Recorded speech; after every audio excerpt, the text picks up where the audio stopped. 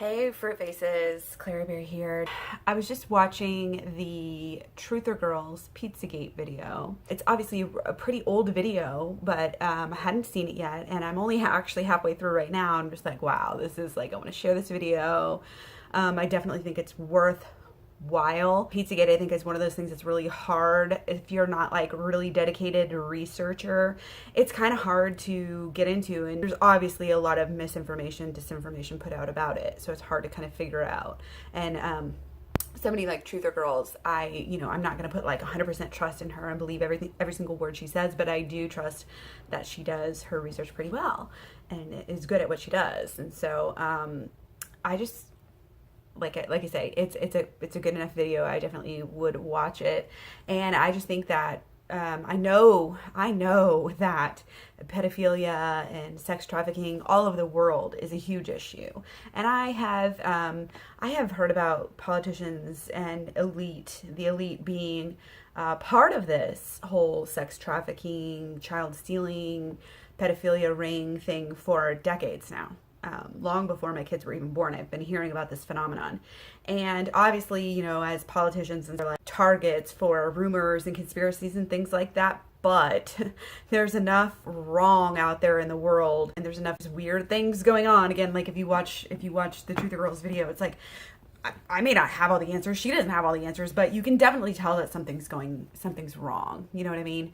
I mean, there's been videos of the elite and politicians, doing some really weird shit. Like it's not a secret. I mean, even if you don't believe all those conspiracy theory books and things like that about these secret groups and what they do, there is some weird shit going on. I don't trust them. We'll just put it that way.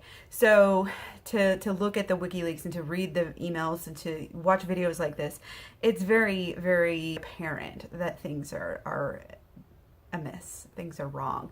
And when you look at, all these children, girls, people going missing and in Washington, D.C. and all over the world. I mean, the amount of people, of women, of children that are missing from the foster care system is just appalling. And the fact that these politicians aren't doing anything about it is even more appalling. They're just letting it slide under the radar while they pretend to focus on other, social justice issues. But this is one thing that they won't touch with a 10-foot pole. Kind of makes you wonder.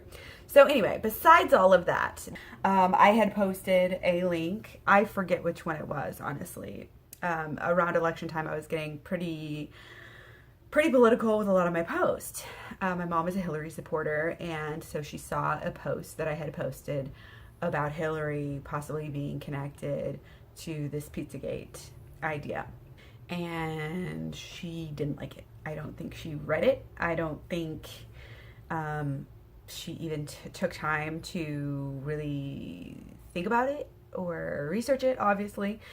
She had an immediate knee-jerk reaction and decided to chew me out. There's a lot of vitriol coming over through the text, and it didn't just have to do with, oh, you're attacking my candidate of choice. It went really deep into the fact that I was a vegan and I was a non-vaccinator, and I go against basically everything that she stands for. And the reason I'm talking about this is not to throw my mom under the bus or anything like that, but I just want to show how deep these ideas go. Obviously, her cognitive dissonance is flaring up at this time when she sees this video about Hillary. She could no more look into that with an open mind than she could do anything that was hard for her in her life. I mean, she just is like incapable of doing that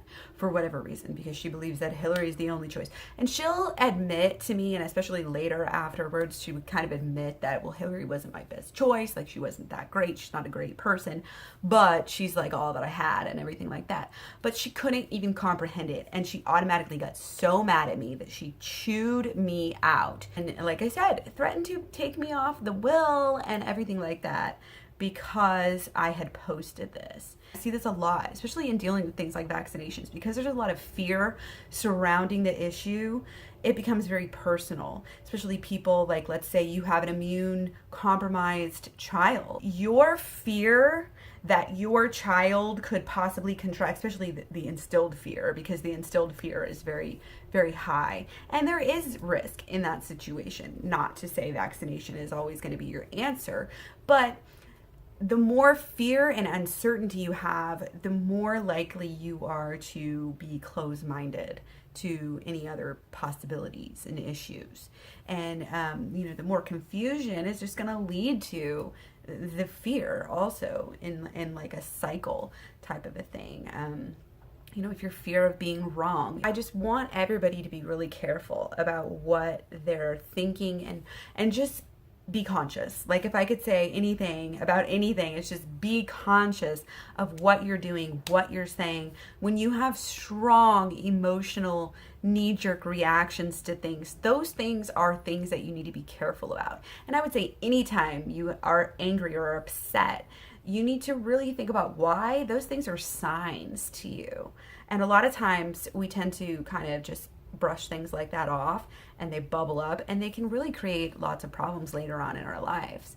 So I'm not saying that you have to believe everything I say or believe everything that goes against what you say and have an open mind completely to everything, but it does help. I think that even in this society, it's very easy to say, oh my gosh, this person believes something totally different than me. Well, I'm right, they're wrong, of course. I mean, everybody thinks they're right, right? Everybody does.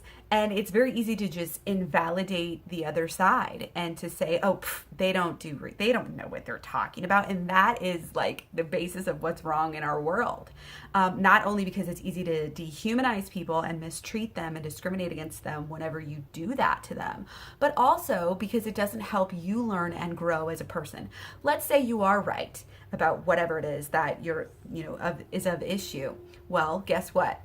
Actually taking the time to listen to another person's side, to understand where they're coming from with an open mind, going to just help you to formulate a better argument to change that person's mind in the future. So it is worth taking the time to listen, to have an open conversation and discuss it like an adult, like a normal person, which is what we need to do. Like in democracies, we need to do this because we need to know, what is going on. Like I said, it's going to help you. If you're right, it's going to help you.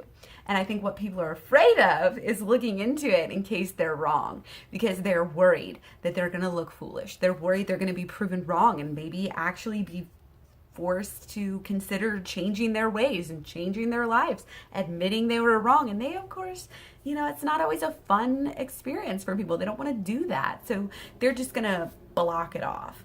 And like I said, if you're getting upset about it rather than taking the time to formulate a response and do the research, that should be an issue that you need to stop and listen to, because this life is too short to just sit there and ignore everything that doesn't agree with you. And like I said, you're only going to help not only yourself to either change people's minds or yourself to grow by learning what is actually correct, but you're actually going to help the entire world, by helping to learn and spread the truth, regardless of what it is. I think the truth should be the ultimate goal. I don't know. I guess I'm kind of rambling a little bit. If you have any comments, definitely leave them down below. Start a discussion with me.